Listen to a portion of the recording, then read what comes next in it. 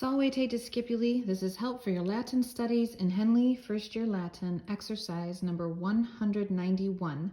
In this exercise, we are going to be translating full sentences from Latin to English, and we are continuing to work with nouns and adjectives and some new vocabulary words that are a little bit outside of the normal pattern of our vocabulary. So let's take a look at number 1 of exercise 191, which says, Viri nobiles et liberi civitatem Americanam servaverunt. Okay, we're going to translate that whole sentence from Latin to English. But before we just go and dive into trying to translate it, we should consider the different forms of the words that we have. What is their number? What is their case, if they're a noun, and so forth. So let's just take one word at a time and identify everything that we can about each word. So starting with weary, which is our subject, it is in the nominative case, and this E ending makes it plural. So it's a second declension noun, so we also know that it's masculine. So we have gender number case, we have a masculine, plural, and nominative noun. Now, any adjective that we see must agree with the noun that it modifies in gender, number, and case. So with that in mind, we have nobiles, which is an adjective of the third declension. So I'm just turning the page here in my grammar book to rule number 78, which shows us all the different forms of adjectives of the third declension. And I can see that a masculine adjective of the third declension in a plural nominative form would have that ace ending. I'll show you closer. Graves, plural nominative masculine. And so that agrees with this noun. It is masculine, plural, and nominative, right? And so it's describing men, and it means noble. And then we have a conjunction here, just simply means and. Okay, here's another adjective. This was just given to us earlier in this lesson. Libera, liberum means free. And I also can look to my rule book to see how we might decline that adjective. It is an adjective of the first and second declension, but it's a little peculiar in that the nominative ending is not us. So if I look here under the masculine column for plural nominative, I see that it would be an I with a macron ending, which fits with this adjective here, liberi.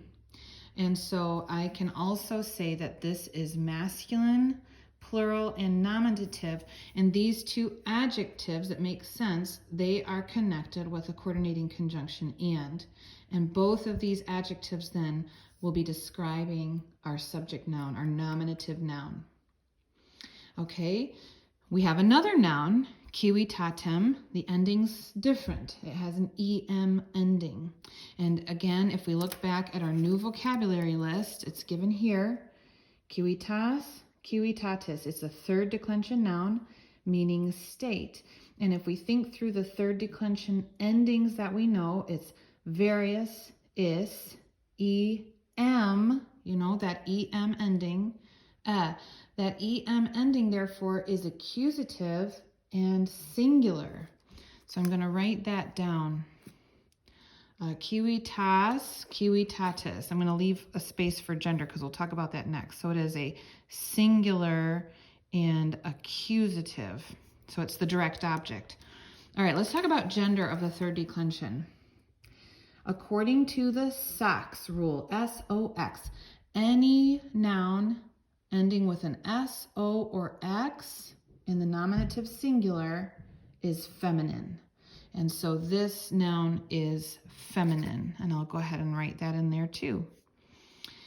That's important because, again, if there's an adjective describing that noun, it has to agree in gender, number, and case.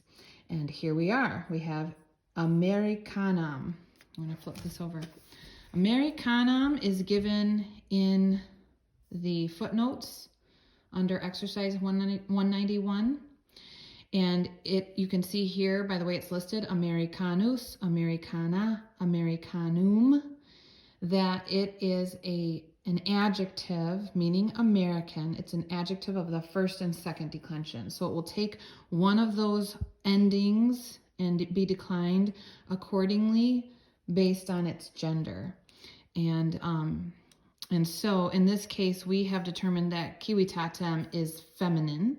So we can guess that Americanum is also going to be declined feminine. Okay, so adjectives of the first and second declension, feminine form. If I look at that ending, here it is, accusative singular. So it does agree in that form with that ending. It agrees in gender, number, and case. So this is feminine singular accusative. Americanum. So it is describing our direct object here. It's describing the noun civitatem. And then we have our verb. And with verbs, we need to look at our ending to determine what it's saying. NT is a good indicator. It's our personal indicator to tell us who it's speaking about, first, second, or third person, and the number. In this case, NT, third person plural. But this ending, erund, altogether, is a perfect tense ending. So when we're given this vocabulary word, it's a first conjugation verb, servo, servare, servavi, servatus. And this one has been conjugated in the perfect system. So we're going to go to that third form, servo, servare, servavi, and you see the stem here, servau. You know that V, the V's sound like W's. So servau. The V's sound like W's in classical pronunciation, which is what we use. Okay, so we would think through those perfect endings, starting with E, isti, it, imis, istis, erund, and there it is, erund. It's our third person plural ending. This verb that's given means to guard or preserve. But when it's in the perfect tense, it's completed action. We put an ED. So guarded would be, or they guarded is technically how that would be translated, excuse me. But if I'm just going ahead and saying what I know about this verb, I can tell you person, number, tense, right? I can tell you it's third person, plural, because of the NT, and the tense is perfect.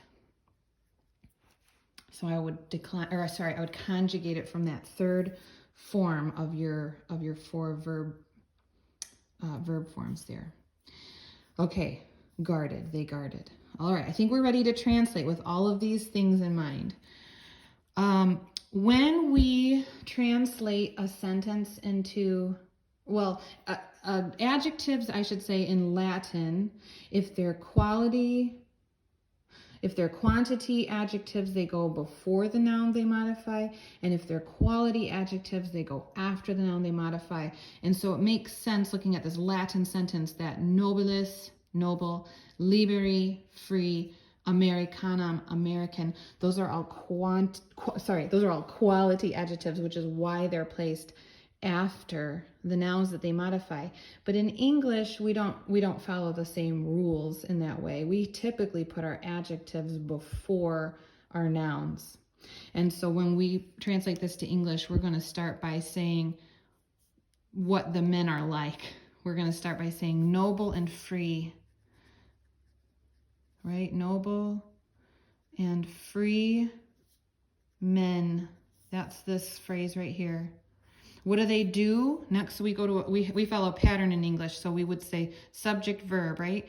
Noble and free men, what do? They guard. But not only do they guard, that's present tense. This was perfect tense, so they guarded. And we don't have to write the word they. That's a little redundant, but it's included in that NT.